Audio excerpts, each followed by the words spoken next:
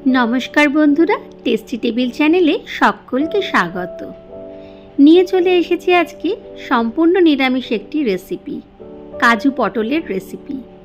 निरामिषेर दिने बानिये फेलुन एई धरनेर एकटा शाही रेसिपि। खूब कम मशलाय आर खूबई ताड़ाताड़ी तैरी हये जाय आर खेतेও दारुण लागे। चलुन देखे नेওয়া যাক आजकेर रेसिपि काजू पटल। এই রেসিপিতে পেঁয়াজ রসুন কিছুর ব্যবহার করব না। নিয়ে নিয়েছি এখানে বেশ সুন্দর লম্বা লম্বা দেখে পটল। বাজারে এই সময় পটল প্রতিনিয়তই দেখতে পাওয়া যায়। এরকম লম্বা লম্বা পটল নিয়েছি। পটলের দুটো পাশ আমি কেটে নিলাম একটু করে, আর উপরের স্কিনটা আমি খুব হালকা করে মানে ঠিক এই রকম ভাবে একটু ছুরি দিয়ে চেঁচে নিচ্ছি।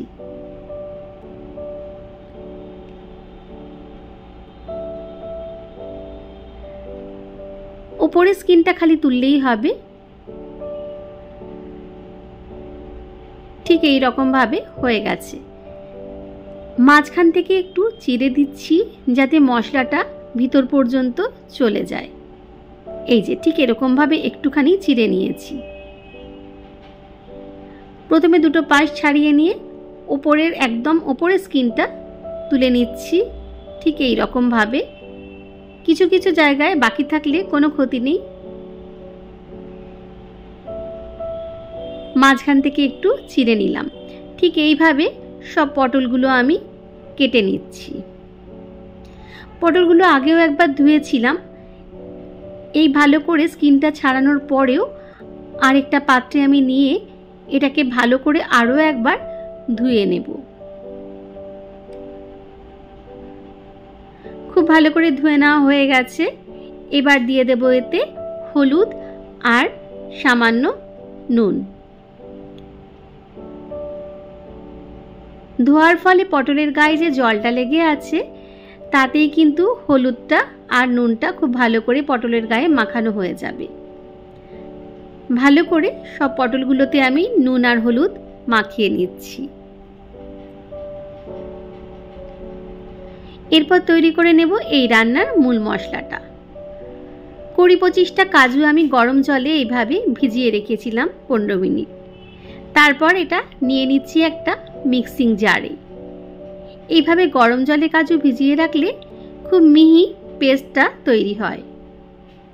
নিয়ে নিচ্ছি মিক্সিং জারে, একটা মিহি পেস্ট আমি তৈরি করে নেব।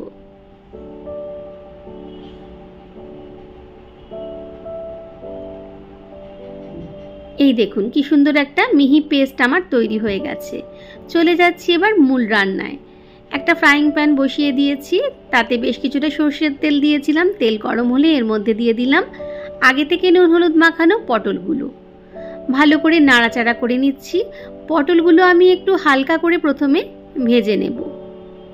মিডিয়াম ফ্লেম রেখে একটু আমি ঢাকা দিয়ে দিলাম ৫ মিনিটের জন্য, যাতে ভাজার সাথে সাথে পটলটা ভালো সিদ্ধও হয়ে যায়।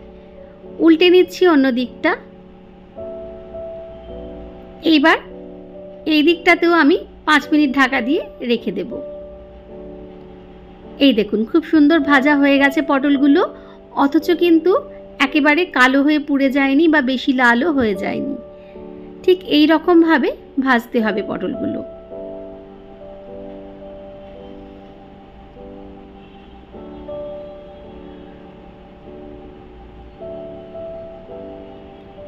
এই যে এইভাবে ভাজা আমার হয়ে গেছে। এবার ওই তেলেই দিয়ে দিলাম ৩টে এলাচ, একটা লবঙ্গ আর হাফ ইঞ্চি দারচিনি। গরম মশলাটা ফাটতে শুরু করলে এর মধ্যে দিয়ে দিলাম আগে থেকে পেস্ট করা কাজুটা। খুব ভালো করে নেড়ে নিচ্ছি। দিয়ে দিলাম মিক্সিং বাটিতে যে বাকি কাজু পেস্টটা ছিল তার সাথে একটু জল মিশিয়ে সেই জলটাও। খুব ভালো করে এবার নাড়াতে হবে। কাজুটা কিন্তু খুব তাড়াতাড়ি কড়াইয়ের গায়ে লেগে যায়, তাই অনবরত নাড়াতে হবে। মিডিয়াম ফ্লেমে অনবরত নাড়িয়ে নিলাম। এরপরে দিয়ে দিলাম এর মধ্যে ২ চামচ দই। এই দইটা আমার ঘরেতেই পাতা। দইটা দিয়েও খুব ভালো করে নাড়াচাড়া করে নিচ্ছি। দইয়ের সাথে দইয়ের বাটিটাতে একটু জল নিয়ে সেই জলটাও আমি দিয়েছিলাম এখানে। দিয়ে দিলাম 1 চামচ লঙ্কার গুঁড়ো,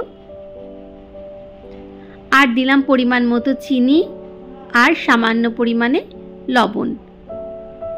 পটল ভাজার সময়ও লবণ দেওয়া হয়েছিল, সেটা খেয়াল রেখেই অল্প করে লবণটা দিলাম। আর নিরামিষ রান্না একটু একটু মিষ্টি ভালো লাগে, তাই একটু চিনিও দিলাম। দেখুন মশলাটা কষা হয়ে গেছে, সুন্দর তেল ছেড়ে বেরিয়ে এসেছে। এইবার দিয়ে দেব এর মধ্যে আগে থেকে ভেজে তুলে রাখা পটলগুলো দিয়ে এবার মশলার সাথে খুব ভালো করে মাখিয়ে নেব, যাতে সমস্ত মশলা পটলের গায়ে লেগে যায় আর ভিতরেও ঢুকে যায়। একটু নাড়াচাড়া করে নেওয়ার পর এর মধ্যে দিয়ে দেব সামান্য পরিমাণ গরম জল।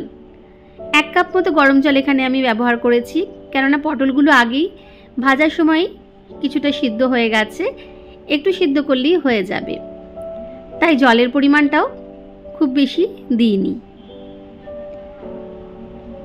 দিয়ে দিচ্ছি 7-8 মিনিটের জন্য একটা ঢাকা। 7-8 মিনিট পর ঢাকাটা খুলে নিচ্ছি। কাজু পটল কিন্তু অলমোস্ট রেডি। ওপর থেকে 1 চামচ ঘি ছড়িয়ে দিলাম, আর দিলাম সামান্য পরিমাণ গরম মশলার গুঁড়ো। ভালো করে সব কিছু মিশিয়ে নিচ্ছি। এবারে গ্যাসের ফ্লেমটা বন্ধ করে একটু স্ট্যান্ডিং টাইমের জন্য রেখে দিলাম। পরিবেশন করুন সম্পূর্ণ নিরামিষ রেসিপি কাজু পটল। দেখতেও যেমন শাহী হয়, তেমনি খেতেও কিন্তু বেশ শাহী শাহী একটা ব্যাপার থাকে। গরম ভাত বা ফ্রাইড রাইস যে কোনো কিছুর সাথেই খেতে এটা খুবই ভালো লাগে। খুবই কম মশলায় খুবই তাড়াতাড়ি তৈরি হয়ে যায়, অথচ খেতে কিন্তু অসাধারণ হয়। নিরামিষের দিনে বানিয়ে ফেলুন এই ধরনের একটা শাহী রেসিপি। সাথে বানিয়ে নিন ফ্রাইড রাইস অথবা সাদা ভাত, সব কিছুর সাথেই অসাধারণ লাগবে।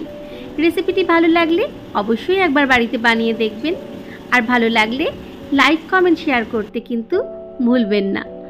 দেখা হবে অন্য কোনো দিন অন্য কোনো রেসিপি নিয়ে। রেসিপিটি শেষ পর্যন্ত দেখার জন্য ধন্যবাদ।